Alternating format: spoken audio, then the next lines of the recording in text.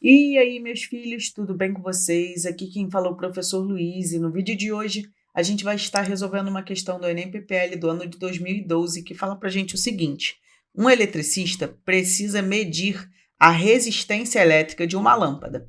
Ele dispõe de uma pilha, de uma lâmpada, de alguns fios e de dois aparelhos, um voltímetro para medir a diferença de potencial entre dois pontos e um amperímetro para medir a corrente elétrica. O circuito elétrico montado pelo eletricista para medir essa resistência é igual a qual? Olha só, gente, como ele não tem um ohmímetro, né, um aparelho para medir resistência elétrica, ele vai ter que calcular primeiro essa resistência a partir dos valores de DDP e corrente. Como? Ele vai utilizar a expressão U igual a R vezes I. Ah, Luiz, pô, mas isso aí é meio chatão de fazer. Mas você não tem um instrumento de medida, essa é a única forma de fazer. Vamos lá, gente. O voltímetro, ele é um aparelho que mede a diferença de potencial e que naturalmente ele tem uma resistência muito alta. Idealmente falando, a gente costuma dizer que a resistência do voltímetro tende a infinito. O que isso significa dizer? Que a resistência dele é muito, muito maior do que os demais aparelhos que estão ligados ao circuito. E dessa forma, a melhor maneira de se conectar o voltímetro no circuito elétrico é conectando ele em paralelo. Então, nesse caso, a lâmpada tem que estar em paralelo com o voltímetro. Por quê? Porque a corrente elétrica, ela naturalmente ela vai passando por lugares que têm menos resistência. Se essa resistência do voltímetro, né, a gente disse que ela tende para o infinito, vai passar uma quantidade de corrente muito baixa por aqui, muito baixa mesmo, ou seja, quase não passa corrente pelo voltímetro. Significa dizer que essa lâmpada ela vai funcionar sem ter problema nenhum. Então, o voltímetro ele precisa ser colocado em paralelo justamente por causa da sua resistência e justamente para ele não causar nenhuma interferência no circuito, diferente do amperímetro.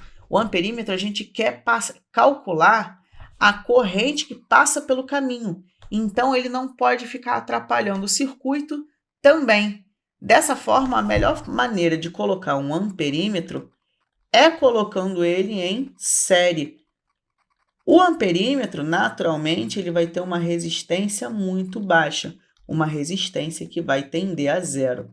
Se você, deixa eu colocar aqui zero bonitinho para a gente poder ver, e se você colocasse esse amperímetro em paralelo, você causaria um curto no teu sistema. Imaginando que o eletricista, ele não seja uma topeira, a gente vai ver qual desses arranjos é o melhor.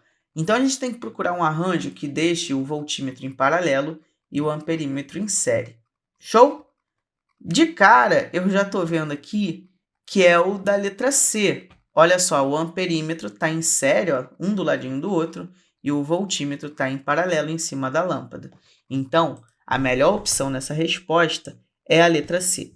Por que não pode ser a letra D? Tá ao contrário, tá vendo? O amperímetro em paralelo com o voltímetro e a lâmpada, que estão em série entre si.